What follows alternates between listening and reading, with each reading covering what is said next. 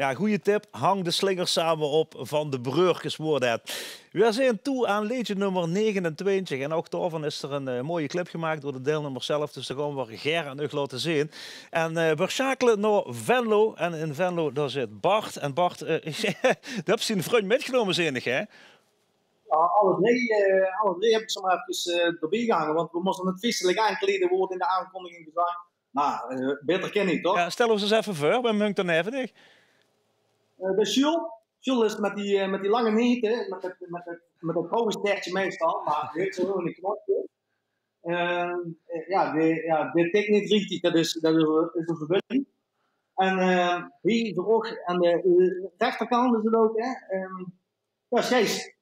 Ja, en je hebt gewonnen bij Opus Jokers, hè? Bij de liedjeswedstrijd van Jokers in Venlo. Word je het allereerste. Maar ik heb zitten kijken.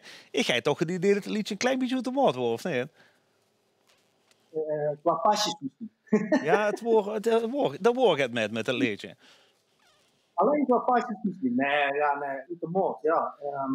Af en toe moesten we gekke dingen doen. En vastelovend leent zich er heel goed voor. Om af en toe een keer uit de pas te lopen. Wel binnen de perken natuurlijk, want er moest ik ook een beetje kunnen gedragen. Maar dat is iets wat we dit jaar zeker wel gaan missen. Dat uit de pas lopen, uit de moord lopen. Helaas, het is niet anders, maar we moeten het doen met wat we krijgen. Ja, want je zit niet samen in een bubbel, hè? Dus in principe zou ik er al niet eens met z'n veren bij elkaar mogen zien hoe ze nu zit. Nee. Dus, nee. Ik heb de jongens ook eigenlijk heel weinig gezien de laatste paar weken, zou ik maar zeggen. Van de 11 zien we nog even samen, hebben we nog wat gedronken. Maar voor de rest, ja, ik zie ze ook niet. We doen wel eens af en toe bellen meteen en flauwekullen via de WhatsApp. Maar daar blijft het bij. Dat is goed zo. Ja, normaal zou ze als winnaar van zo'n liedjesconcours in de stad als Venlo een heel op optredens hebben. Dan moest ze overal met, hoe het prinselijk dreespanigheid. Ja, nu dus niks eigenlijk, hè?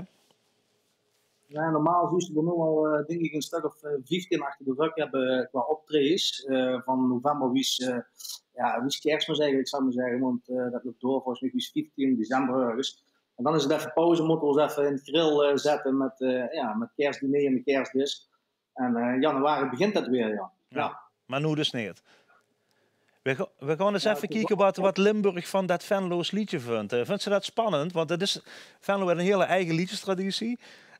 Dat ligt ze dan voor aan gans Limburg, aan die van Maastricht, aan die van Kerkrooij, aan die van Zittert, aan die van Remeun. Wie schat ze de kansen in op een finale plek?